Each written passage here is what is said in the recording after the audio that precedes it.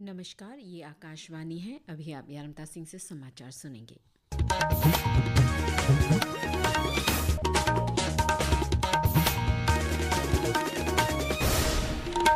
पहले मुख्य समाचार।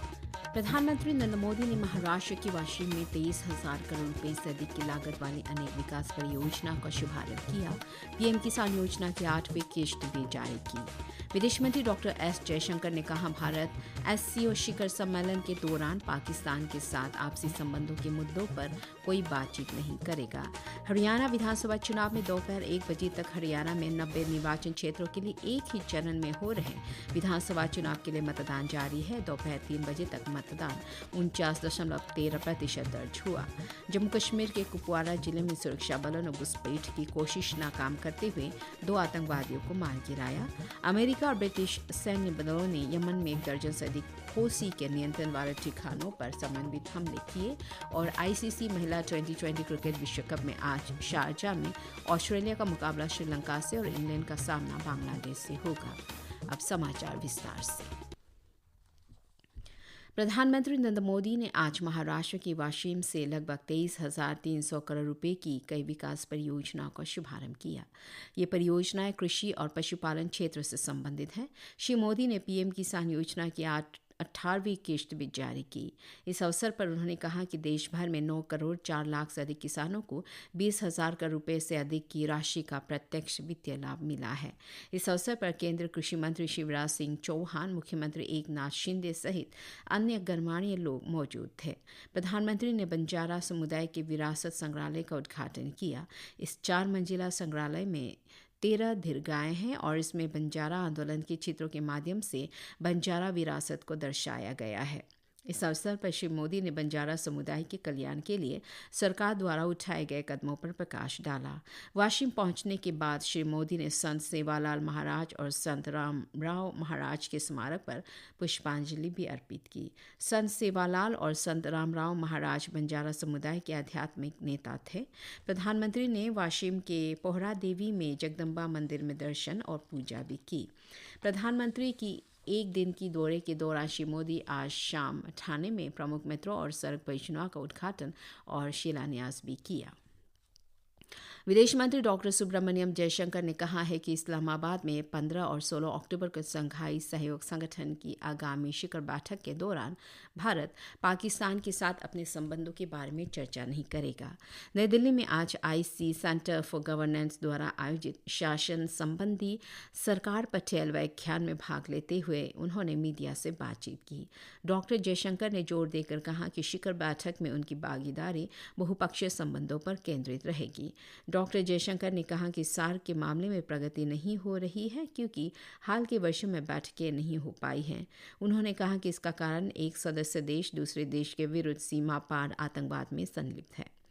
कार्यक्रम के दौरान डॉक्टर जयशंकर ने विवादों, विशेषकर जम्मू कश्मीर से संबंधित विवाद में संयुक्त राष्ट्र को शामिल करने के विरुद्ध सरदार पटेल के ऐतिहासिक दृष्टिकोण को रेखांकित करते हुए कहा कि इस तरह के कार्यों से विदेशी ताकतों को परिस्थिति में जोड़ तोड़ करने का अवसर मिल जाता है।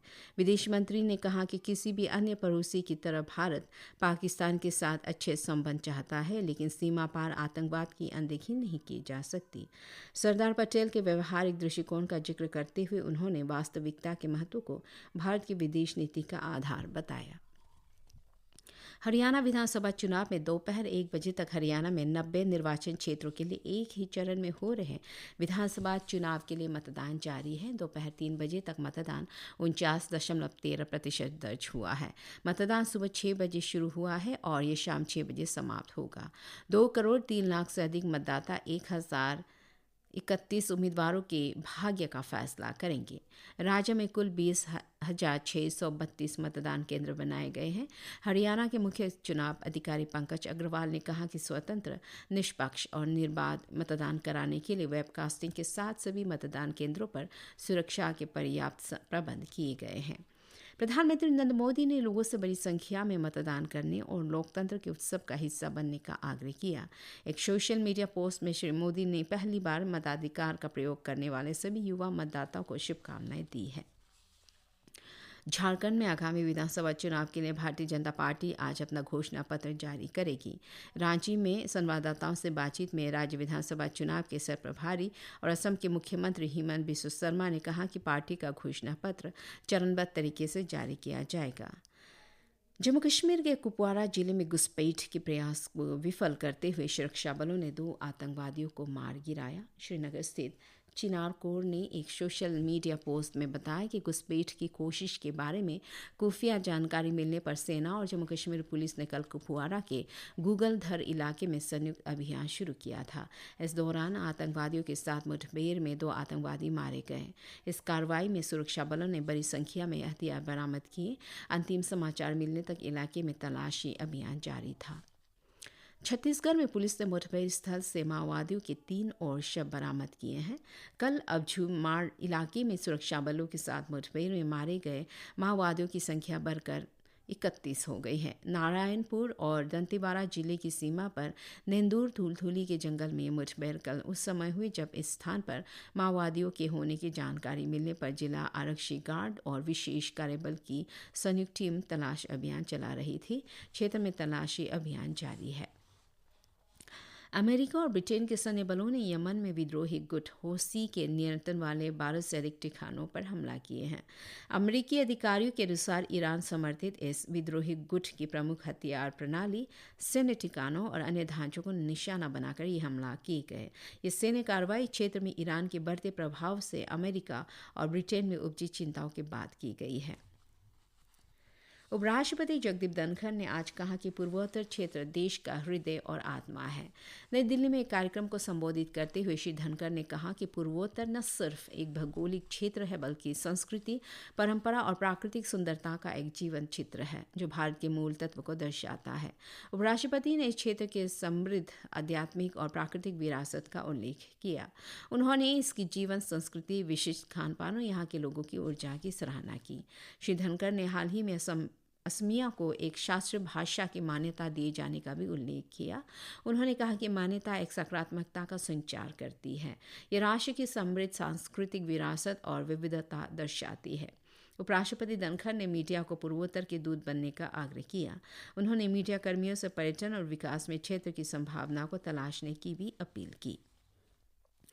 केंद्रीय मंत्रिमंडल ने 5 भारतीय भाषाओं पाली, प्राकृत, असमिया, बंगाली और मराठी को शास्त्रीय भाषा का दर्जा देने की मंजूरी दे दी है।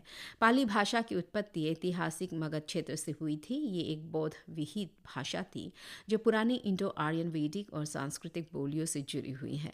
शास्त्रीय भाषा का दर्जा भाषा मिलने के बाद इसके अध्ययन और संरक्षण को बढ़ावा मिलेगा।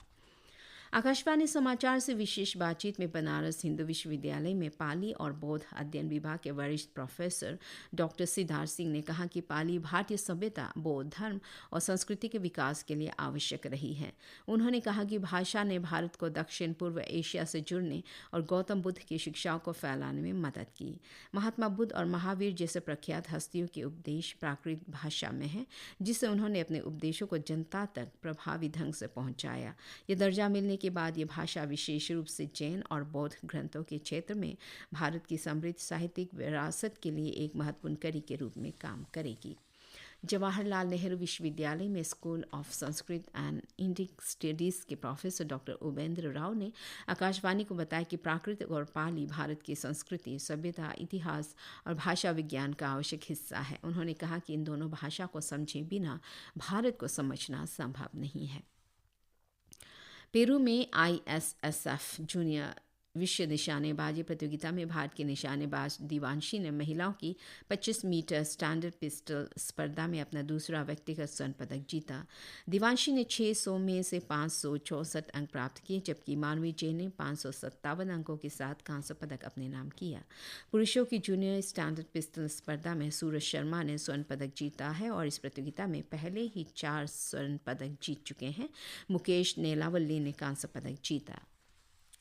इस बीच उभरती भारतीय तीरंदाज वैष्णवी पवार ने ताइपे शहर में एशिया युवा तीरंदाजी चैंपियनशिप 2024 में रिकर्व अंडर 18 महिला टीम वर्ग में रजत पदक हासिल किया।